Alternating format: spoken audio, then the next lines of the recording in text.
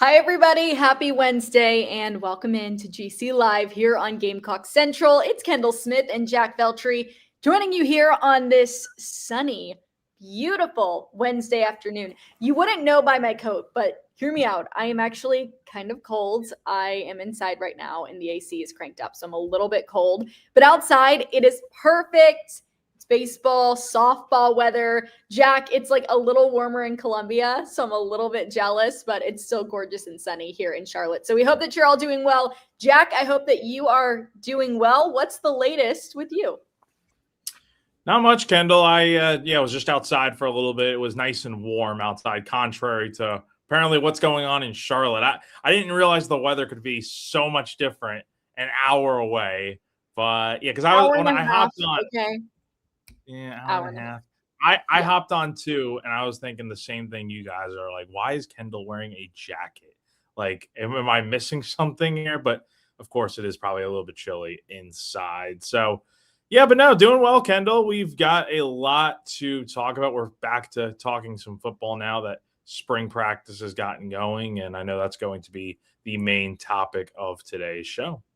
It is, and you were there at spring practice earlier today, so we'll give the full rundown on all of that. Some news obviously has broken about the football team that we will get to today also. But before we do, Jack, we wouldn't be here if it wasn't for our good friend, Clint Hammond. Yeah, you're right, Kendall. We certainly would not. So if you are in the market to buy a home or need help with your mortgage, any of those housing needs, give a call to our guy, Clint Hammond of CMG Home Loans in the mortgage industry. Clint is a lifelong South Carolina fan, a longtime supporter of Gamecock Central and all of our GC Live programs, but he's also a veteran in the mortgage industry for over 20 years now. So you know you're in the right hands with a guy like that who is a Gamecock fan, but also knows what exactly he's doing. Give him a call, 803-422-6797. The NMLS number for Clint is 71597, or go to clinthammond.com for more information. All right, Jack, let's get into talking some football. So spring practice earlier today, it is officially underway, which is exciting because we can talk all about South Carolina football now. And these practices are interesting. We talk about them, right? Like during preseason camp, the media is also allowed to come and watch practices. It's usually like 4, maybe 5 periods. I think 6 periods has been the most I've ever experienced. And that is when they're feeling generous. Actually, sometimes I feel like Shane would come over to Steve Fink, who is the SID for the football team, and he'd be like, I'll just like let him have one more period. And that was really cool. I feel like that's happened like once or twice.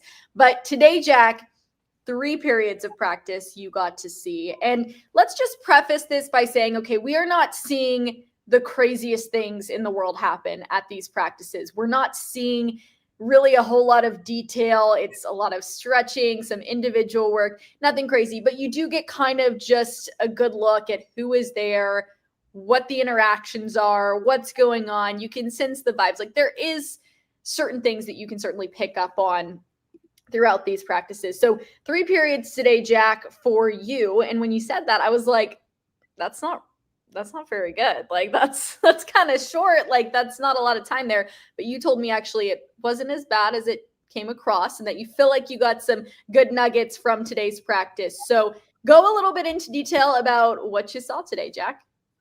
Yeah, I know. For 3 periods, you're thinking like, and that's going to be the case all spring. Like I think we do have the schedule posted on Gamecock Central about the way practice is going to, like how many periods the media is going to see, for instance, and when the guys are meeting with media and whatnot during availability during the week. But yeah, if you go on the schedule, it's like 3 periods every practice. And typically, for those who don't know, the way it works is it's usually stretching at the start. So that was technically the first period of the day.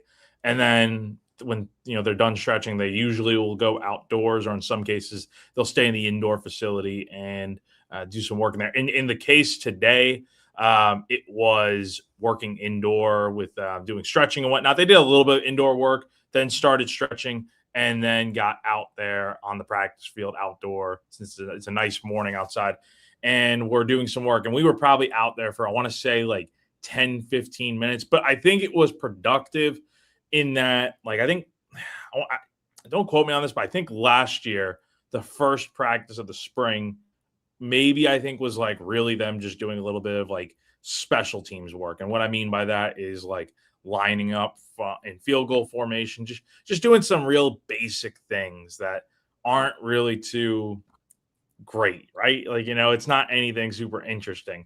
But I think today we actually saw some good stuff out there. Now, we didn't see first team offensive line, who's going to be, the starters at every position. Like, no, that's not what today was. Matter of fact, there wasn't any like 11 on 11 work when the guys were talking to us a few hours later in player press conferences.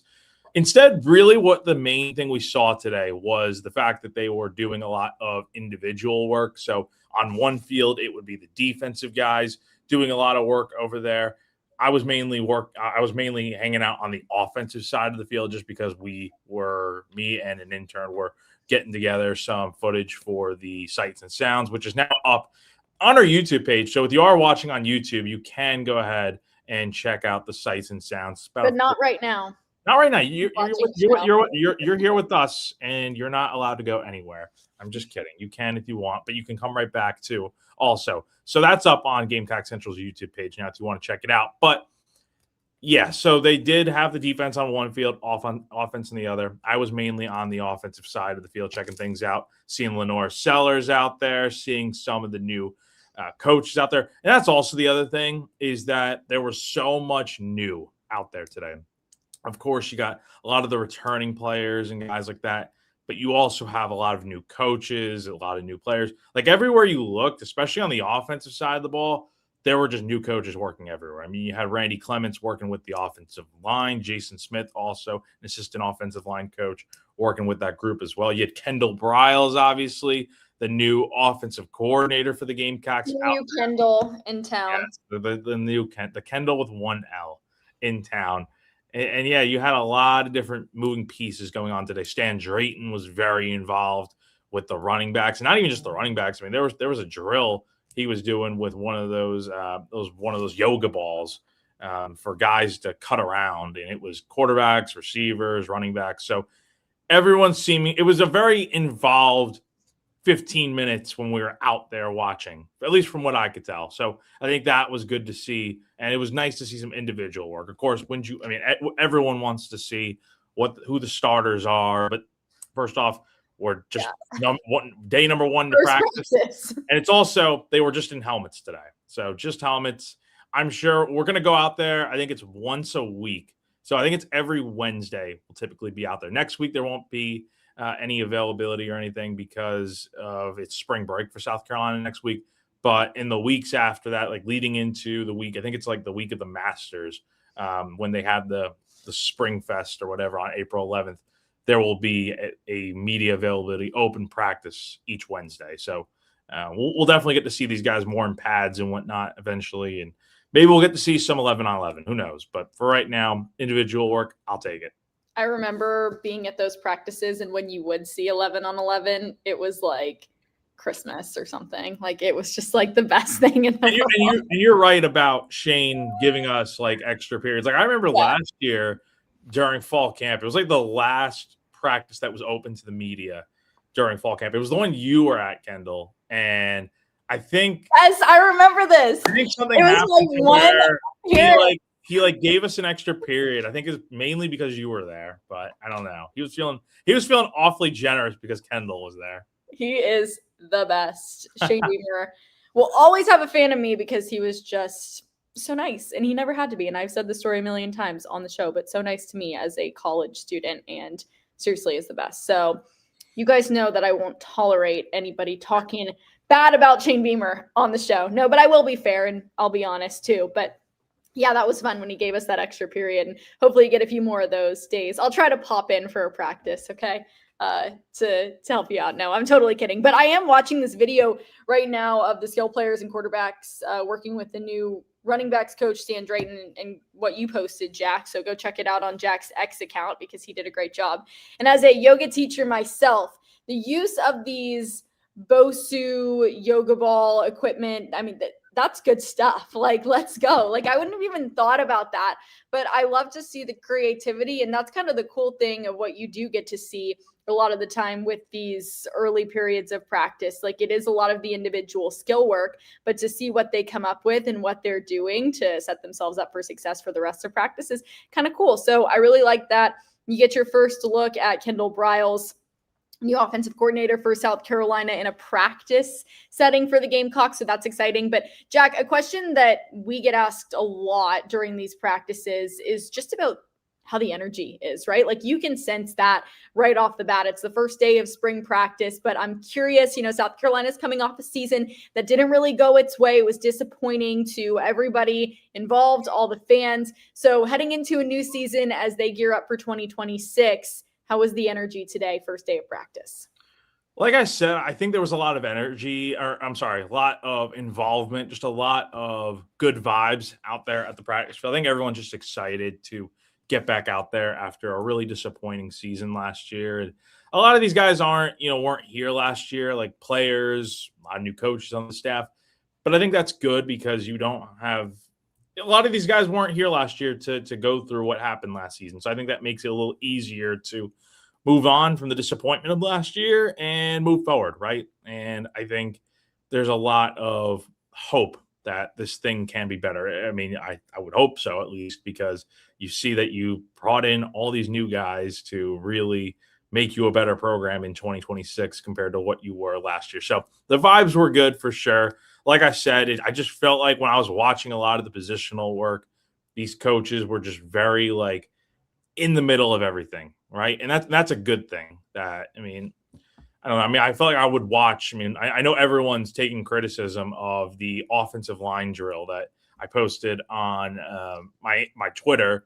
Yeah, I mean, look, the way I see that video and what the drill is, because I see a lot of people being like, and I get it, I'm not gonna say what the drill and what it isn't, because I played offensive line in high school, so I am not the person to know everything, and I'm not going. I see a few former college offensive linemen that are now analysts talking about how this drill made no sense that Randy Clements was doing. All I can say is it looked like it's a drill to just keep the offensive lineman a little bit like lower, because the low man wins typically in the trenches. So don't take my word for it, but yeah. So you got a lot of the couch coaches and a lot of fans kind of wondering what the heck they're doing in practice. Like, at least from what it looked like to me, it looked like these drills were very involved, and maybe it'll help them. I don't know, but we'll see. I mean, it was just good to see all these new coaches out there and just getting to work and really just being involved in the middle of everything. Yeah, I'm watching this video right now that Jack posted. So if you haven't gone to look at it, go give it a look so that way you know what we're talking about. But the caption is new OL coach Randy Clements working with his new group of offensive linemen. And it kind of looks like it's not a limbo because you're not like going backwards, but they're like trying to get under a bar essentially. And there's like several different bars. Like, I understand. I'm not laughing at it. Like, I'm not going to sit here and be like, you should or shouldn't be doing that as the offensive line coach.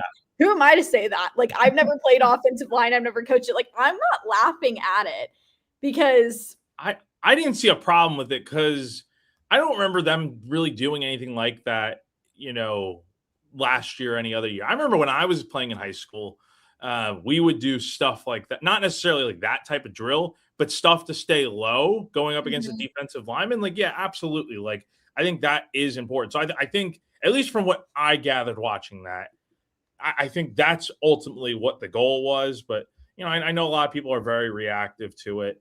And look, I'm also going to just address this real quick, because I see the comment did get brought up. I deleted this off my Twitter because I had a lot of people just telling me what it was. Yes, I did accidentally butcher the back shoulder throws that Lenoris was making to the wide receivers. I meant to say over the shoulder throws. I'm out there at practice trying to type away and then get the video posted and then go right back to doing more of it so you guys can see what's going on in practice. So I will take full ownership of that. And so you tweeted that out? So I tweeted out that Lenoris was making some back shoulder throws, and then I got everyone coming after me in the comments that it was an over shoulder throw. So I take full responsibility. I'm an idiot. You guys are right. I'm wrong. I know. So I will take full ownership of that. I'll try to be better next time. And Adam, I appreciate you, man. appreciate your It's forgiveness. okay, Jack. We've all had those moments. I know. Okay, So anyone I will who's take full ownership of haven't is incorrect. So don't you worry about it. Jack does a great job covering South Carolina athletics. And yeah, he's doing basically every single sport right now. There's football going on with spring practice, there's basketball, there is baseball happening. Yeah, So baseball in a few hours. It just never. It's most crossover season, baby. So Jack, we commend you for all the work that you're doing, and don't stress about it. But yeah, I'm looking at the tweet, and again, who am I to judge? Like, they're going to do what they're going to do. But I saw Mike Golick Jr., who has like 260,000 followers, quote tweeted it and was wondering what was going on. You have a lot of, like, I see right now, Jeff Schwartz, a former offensive lineman for the Giants, is tweeting out at it. Feels like a time-wasting drill. What is the purpose of this? And then, yeah, I just saw the one that Mike Golick Jr. tweeted out, and genuinely would like to hear the explanation for where this shows up on the field. I mean, the only thing I can think of here is that you look at the drill, and you can go watch it on my Twitter, Jack T. Veltri, but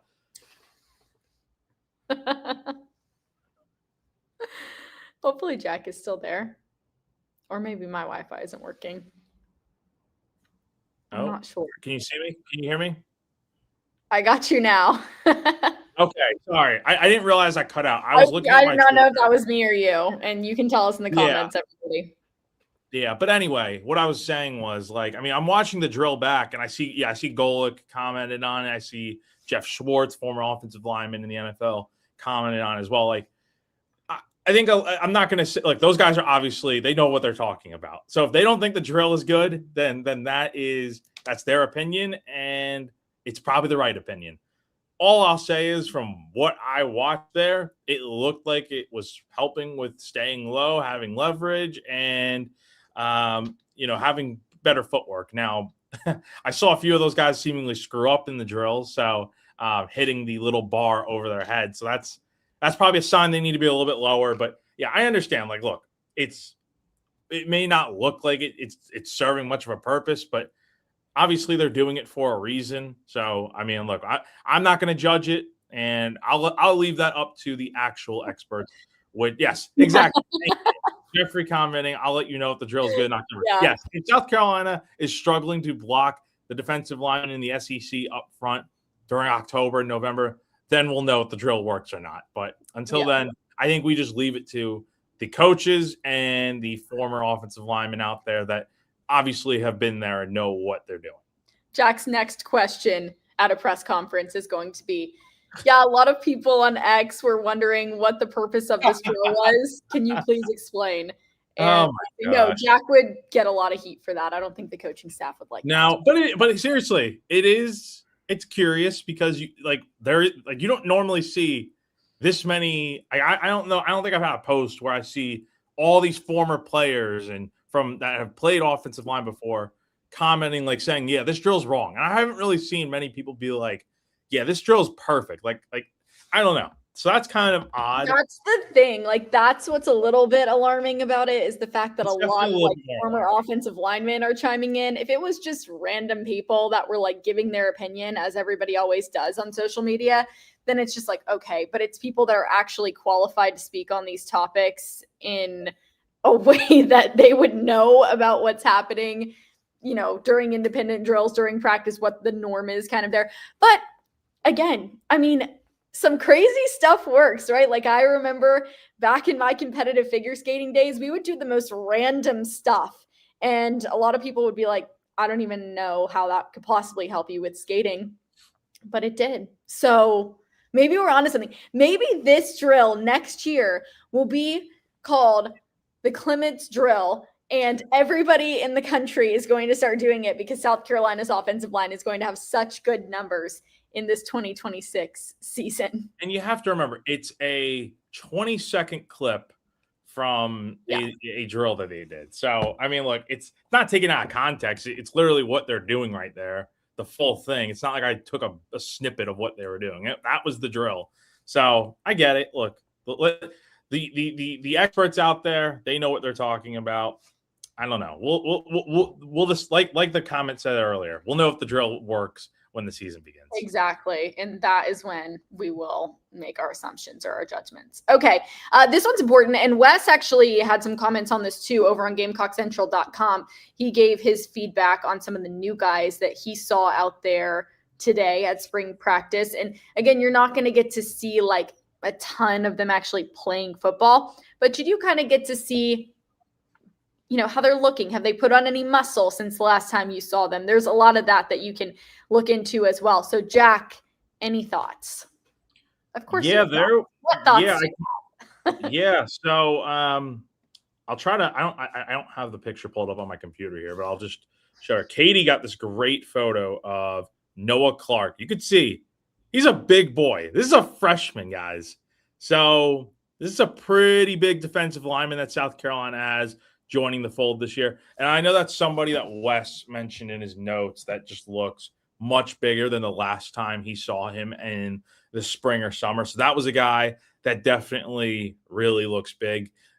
Julian Walker was out there today, the edge rusher from Dutch Fork High School right down the road here. He obviously notably picked South Carolina over Michigan at the last second on National Signing Day back at the end of last year. So he was out there today, early enrollee, and really looks like he could be playing right away with the size and strength that he has. So that's another guy that really stood out. And again, I mainly was on the offensive side of the field, so didn't get to really see a ton of the defensive guys when they were doing individual work. But again, I was out there this morning before when they were stretching, and I saw Walker while I was walking into the indoor facility. He just looks.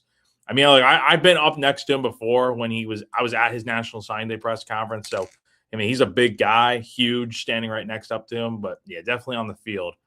When you compare him to like the old guys that South Carolina has in that room, definitely big. I will say someone else that really stood out to me is looking a little bit bigger. I didn't know who it was at first until I looked back afterwards. Isaiah Gustave, number 4 for South Carolina, really looks like he's gotten a lot bigger. I know it's not a freshman, but it's just someone else that really stood out to me. He was doing some individual work with Stan Drayton, and just seeing him walk by, he just looks like he's gotten a lot stronger. And that's another thing that Shane Beamer has mentioned here yesterday in his press conference previewing the spring was just the first thing he did in his press conference was really just give a lot of credit to the nutrition staff led by Yimi Rodriguez. And then you have the strength and conditioning staff, obviously led by Luke Day, seeing the improvements that are made. We typically see the guys on the team post the before and after pictures during the summer of the improvements they've made.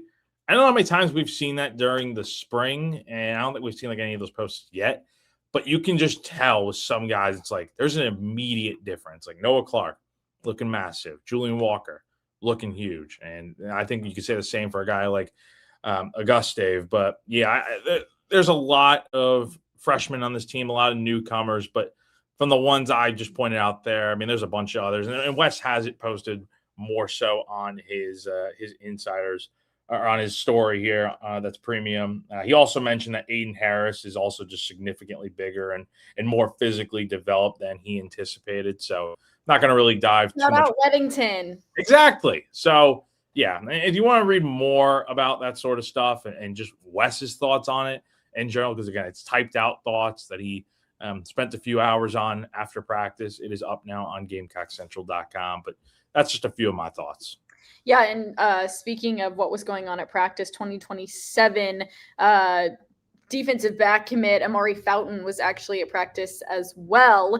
Darius Gray was out there too, so he'll be joining the team in the summer. So he looks big also, by the way. I think he's only going to – I'm interested to see how much stronger that guy can get, bigger physically when he gets here in the summer. Like I was talking about those before and after pictures. That's a guy that I think with South Carolina having – we'll talk about some of the injuries they have in the offensive line here soon, I'm sure. But, I mean, that's a guy that I think could easily come in and play right away, even with him getting here in the summer. Yep. Couple last thoughts from spring practice. I'll let you give those in just a second, Jack. But, again, Wes has all of his over on the site. And actually something that is interesting, Luke Doty was recently hired as a Yes. defensive assistant for South Carolina, and he was out at practice today. And people are like, why would you hire Luke Doty, who was your quarterback for 5-6 years? Why would you hire him to be a defensive assistant? Well, it's like pretty typical to hire someone who's kind of entry level into the coaching world to a position like that. And it is unique because he obviously has the skill set on the offensive side of the ball and really understands that, but maybe that's something that could actually help out the defense a little bit, Jack. So he was out there today and sticking around the program, a true Gamecock through and through, Luke Doty. Yeah, look, and here's the other thing. This is another thing that I think a lot of people are just taking, having criticism over for some reason. I thought Luke was I thought he was like a beloved Gamecock here for spending 6 years in South Carolina, like a fan favorite type of guy. So I mean, some of these comments I see about, oh, why South Carolina have Luke Doty out there? Like that kind of puzzled me a little bit. I see it as fine because, like you said, Kendall, he was a quarterback when he was here. He played so many different positions when he was here on the offensive side of the ball that, quarterbacks have such a great mind. They have to know, they have to know the defenses and what they're running, right? And what kind of coverages they're in when you're about to snap the ball. So I feel like a guy with like Luke, who's clearly a very smart guy, intelligent, I think that could really serve well on this coaching staff. Now he's a defensive assistant. He'll be working with the DBs. So I don't ever remember seeing him play DB when he was here at South Carolina. Maybe he did a little bit in high school or something. But what I would say is that Luke's a very intelligent guy and somebody that I think, look, you have to start somewhere. And I think helping out with Torian Gray, learning from a coach like that, it's going to be, a really good thing for Luke to start off his career. And I'll also note one other thing. You see a lot of these former, players that are coaching different positions. Note how a lot of them didn't coach or didn't play that position when they were in college. So just take that little food for thought right there. So Luke's not the first or only guy to ever coach a position that he just didn't play in college. Like it happens. It's not like he's the defensive coordinator. Like, no. Relax. He's the defensive assistant. Like it's okay. Like I'm pretty sure he's well qualified. I don't think they would hire him if he wasn't. And let's remember, this is not. Yes, he's a quarterback turned defensive assistant, but South Carolina has been known to hire former players to come on as assistants. Zev Noland, he was an offensive assistant, but let's not forget that he came on the year after. And again, it's a little different because I know all of the criticism really is more towards like, why is he working with the defense? But again, as I was saying just a few minutes ago, I kind of see some benefit to it because there is a way that you can utilize his skill set from an offensive standpoint and allow that to help guys out defensively. So of course, yes. Look at it with the glass half full, everybody. Like there's two sides to everything. And I think that this could be a good thing for South Carolina. Things that are not good for South Carolina, injuries to the offensive line. Let's get to it, Jack. Everybody knows. Everybody knows what happened. Josiah Thompson is not going to most likely play in this 2026 season. He is out. He is injured. Shane Beamer already spoke about it. And, it's an opportunity. Next guy up. We didn't really know because South Carolina, was able to go into the portal and pick up quite a few guys that will be able to have impact early on for South Carolina. So it wasn't really clear exactly what Thompson's role would be this upcoming season. But I'm curious your thoughts on this, Jack, and kind of how South Carolina moves forward from here. It's a very tough break. I'll say that much for sure. And this comment here from Adam Ritter: do I think Thompson can come back from came back here due to his injury? So I read that wrong. So Ken, do you think Thompson came back here due to his injury? I don't know about that necessarily, but what I will say is that South Carolina did seemingly, like Thompson and South Carolina seemingly knew about this day eventually would have to come where he would have to get surgery at some point. So it sounded like from what Shane Beamer said, they've known about it for a year or two. And I think at this point it was time for him to get he'll get surgery on that lower body injury that Shane didn't really dive too deep into on what exactly it is.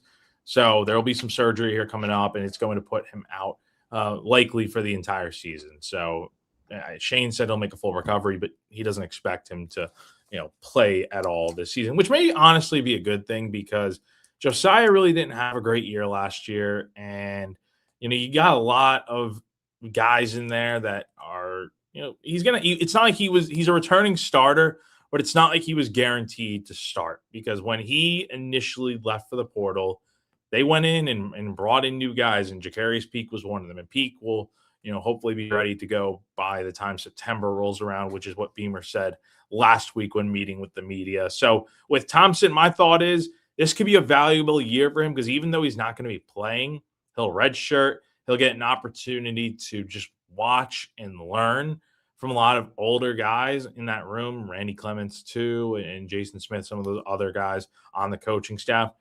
And then when 27 rolls around, when he's, let's say he's still here potentially if he doesn't decide to enter the portal again, Shane made it sound like he'll be back for 27.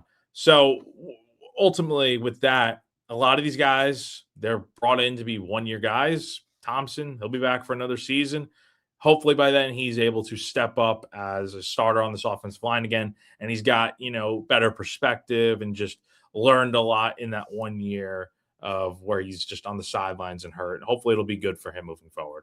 Well, it is super unfortunate. And obviously we wish him the speediest recovery and the best. And I feel like we were just saying this on the show last week with Jacarius Peak. It's like South Carolina's offensive line is catching some tough breaks right now. And no matter what his position was going to be this year or, where he was going to be in terms of playing time, it's still just a depth piece that you are missing if you're South Carolina. And that certainly is a bummer to hear, especially only in March. I mean, already hearing, just over the last couple of weeks, you're going to have an offensive lineman out for the season. And then you're going to have another one who is kind of the marquee get of your transfer class out for spring practice, out during the summer, and then hopefully back in September. But that's hoping and assuming that all things go well in the recovery process and according to plan. And I'm not trying to speak any negativity into the world because I was just talking about being positive. So we'll say everything's going to go great and it's going to come back. Everyone's going to come back and Peak is going to be good to go in September. But it's just tough if you're a South Carolina fan. It's been a rough little go of it for South Carolina fans as of late. Thankfully, the women's basketball team, which is always our team that we look to for happiness. Especially since spring ball just started, and it's like you got two injuries to the position that let's say it, like you really like. I mean, this is a whole new group. Right on the offensive line that you have. So this is the position that you really revamped during the offseason. And you have injuries to, let's face it, two of your bigger guys. Peak's obviously the biggest guy you brought in out of the portal. And then Josiah is a guy that's been a 2-year starter at South Carolina. So it's not ideal, but kind of along the lines of what Shane said yesterday, like he thinks they're going to be fine, right? So he knows that there's a lot of panic, a lot of outrage about what's going on with these offensive linemen. Getting hurt. Some of these injuries are just out of their control, right? I know they had the 3-on-3 basketball tournament, and I know technically that was in their control. But him getting hurt during the 3-on-3 basketball tournament, I mean it just happened, right? So guys weren't getting hurt before during this basketball tournament, and we are not going down that route of talking about whether or not they should have. If you want to know Jack's full thoughts, check out our episode from last week. No one was complaining about it last year when everyone thought it was fun, but then someone gets hurt and it's like, why are they doing this? So injuries happen, and I don't know where Kendall went, but I was giving you your spotlight. No, I don't want the spotlight. I don't want the spotlight.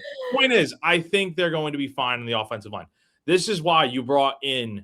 I mean, this is why you have 20 plus guys as depth, on the depth chart of guys that can come in and potentially play right away, right? We'll see. And plus you're getting Peak back hopefully by September, like you said, Kendall. Like if it's just Josiah that you're losing, okay. I mean, it's not like we know that he was going to start this year or not. Just because he is a returning starter does not guarantee the fact that he was going to start this year because he left and then they brought in Peak and they brought in other guys. It's like nothing's guaranteed. especially with competition being a core value of the program. It is a core value of the program. Core value of our program is our lovely sponsors, including Barry Chevrolet. We appreciate you.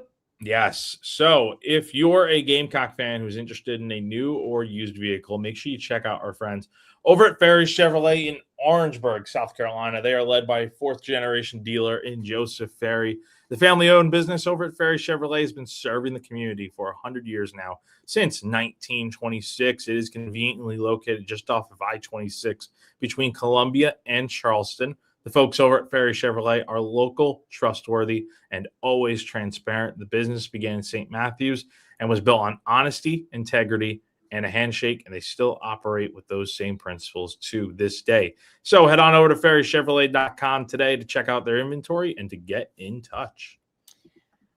All right. Any final thoughts on the football team, Jack, before we start talking about other random topics across the sports world and people start leaving and just letting us go on? Oh, gosh. It was good to be back out there. I can't lie. This is my busy season where I'm really locked in on baseball right now. We're winding down, basketball season. I'm going to be really busy next week. Next week is spring break for South Carolina, so it doesn't even matter. But if there were football going on next week, I would not be anywhere around it just because I'm going to Nashville for the SEC tournament, and then I'm going to Florida right after that for baseball. So it's busy time, but I am looking forward to the spring here, being out there as often as I can. You got pro day in a few weeks and seeing what happens from there. So yeah, it's an exciting time, honestly, and looking forward to seeing what this new group really looks like. I mean, I was asked earlier today on radio, what am I really watching for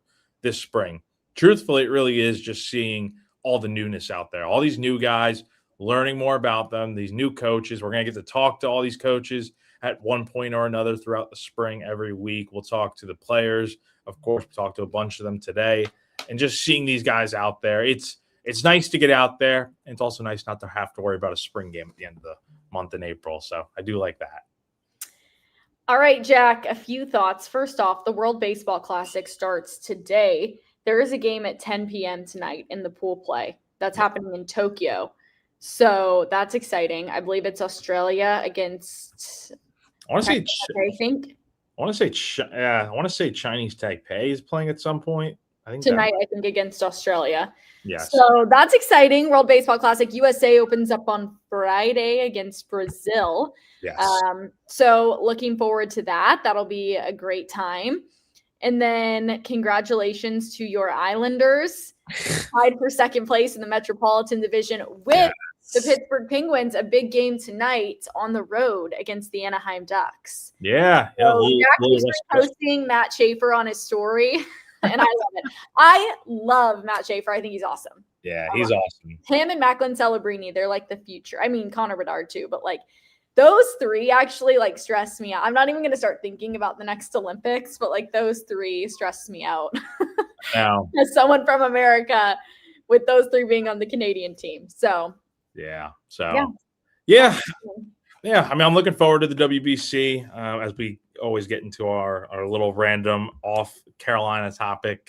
So if you want to click out now and go watch the Sights and Sounds video, definitely maybe now's the time. But I know some people here enjoy hearing us talk about other things going on. Yeah, United States Friday taking on Brazil. I am looking forward to it. I actually have my Aaron Judge WBC jersey that I ordered a few. The jerseys are so hard to find because Fanatics. This is a whole another topic for another day. They are awful about the whole restocking and having enough jerseys and the quality. Like, have you seen the whole debacle with everyone wanting Team USA hockey jerseys? Like, you can't find any on Fanatics or Nike. It's insane. Like, you have to go to a third-party site. Like, for me, I ordered a Jack Hughes jersey right afterwards. I went on DHgate, ordered it, and we'll see whenever it comes. Like, desperate times call for desperate measures. But now I'm looking forward to the WBC. You don't know when it's coming. So it'll be here in a few weeks, hopefully. We'll see. You pay much cheaper prices for it, but I ordered a shirt that has the photo on it. That is sick. The flag, his Oh my god. That might be one of the best pictures ever. And just like the way it was taken, it just looks like it's from like the 80s or something. Yeah. Love that photo. So I got a shirt with that on it. But yeah, I'm excited about the World Baseball Classic. I'm going to spring training tomorrow in Arizona. Ooh. So that'll be fun. I am there until next week. So I'll be back for the show Wednesday. Don't worry, everybody. Okay, cool. I look forward to hearing about all your endeavors out there. And where do the White Sox play in Arizona? The White Sox play at Camelback Ranch in Glendale, Arizona. And they actually share a field, not practice fields, but they share like an actual field with the Dodgers. So I can walk right over to the Dodgers facility, be there in about 200 steps. So yeah, it's cool. It is really fun. And that's the cool thing about like spring training in Arizona is that every team is very close together. Like it doesn't take that long to get from one place or another. Whereas in Florida, it's a lot more spread out. It's really beautiful in Arizona. Also, they don't do daylight savings. So I'm not going to have to deal with in the moment spring forward, because spring forward drives me crazy. Okay. Can we just talk about this for a second? I cannot stand losing an hour of sleep. Like I know to most people it's just not that big of a deal. To me, it is absolutely coveted. Like and everyone's like, oh, just go to bed an hour earlier. It's not that easy for me. It's not that easy. Early. Like I just never have, probably never will. It is so annoying. I can't stand it. I cannot stand spring forward. But I do like it so much better, like when it is later into the evening. So I guess I will sacrifice the hour of sleep. Fall back, I like getting the hour of sleep back. But when it gets dark at 4:00, like no. Who came up with the concept of making it get dark at 4:30 in December? Jail. Like that's not it is so not necessary. I mean, maybe there are other reasons that I'm completely oblivious to, and I'm sure there are. Someone's gonna be like, "Oh, this is the reason why." Like, okay, I get it. I'm sure there are people that benefit from it and love it, whatever. But for the most part, from what I hear from people, they do not appreciate it. So I'm very happy because I do not want to deal with spring forward. I'm gonna have to like deal with it on the back end when I come back, but it will be like as I'm flying in the middle of the day. It'll be a 3-hour difference instead of a 2-hour difference. But not in the middle of the night. Oh shoot! It's on Sunday. Oh god, that's well, it's on Saturday night. Feels early though. Like, isn't it typically a little bit later in March? I feel like it's very early. I could be wrong. I don't know. I'm not paid to talk about spring forward or anything. I have no idea. I am not a fan of it. But yeah, let's take one thing from today's episode. I am not a fan of the daylight savings calendar, but alas, there's nothing I can do about it. So I just have to deal with it. And sometimes that's life. So with that being said, Jack, is there anything else that you would like to add today? Anything or anybody in the comments? Let us know.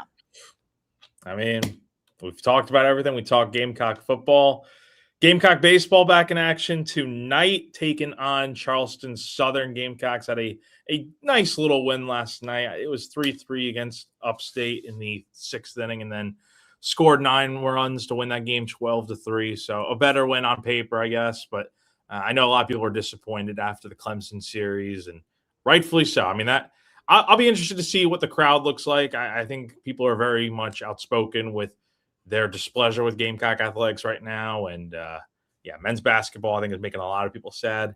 It was really sad. Really sad yesterday. I was about to say, I think you saw it. The crowd at senior night. Yeah, that was, I'm not surprised, but it's like, man, I was looking at a photo from 2 years ago, Kendall, because South Carolina played Tennessee right around this time 2 years ago with a chance to take over first place in the SEC. And that was a sold out crowd. So to see the crowd last night versus 2 years ago, it's tough. And baseball didn't seem much better. So hopefully better days are ahead, but I don't know. We'll see. That's a tough way to end the show. Yeah. We have to end on a more positive note. What you call it? Women's basketball is on Friday. So, they're taking we'll see who they play, but great chance to win the SEC. The women's sports are amazing as usual at South Carolina. They're doing well. So shout out to the gals crushing it, and we love watching them. They're the best. And yeah, we got to get it together in the men's basketball category, the baseball category, and the football category. I saw a tweet. I forget who put it out. It was somebody from a Gamecock account. And it was like, I can't even remember the number, but it was like they've won like 17% of their games or something, like between those three programs. It's crazy. Up until this point, like that might be wrong. So like, do not quote me, but there was a tweet that had a number like that. Those three programs have won 17% of their games. It's not good, Kendall. It's not, it doesn't sound good. It's okay though, everybody. Things are looking up for South Carolina football. Baseball remains to be seen, and basketball, there's always next year. So, Yeah. With that being said, we hope you all have a great rest of your Wednesday afternoon. Enjoy yourselves. Everybody have a great rest of your week. This has been GC Live here on Gamecock Central. For Jack Veltri, I am Kendall Smith, and we will see you all next week. Bye.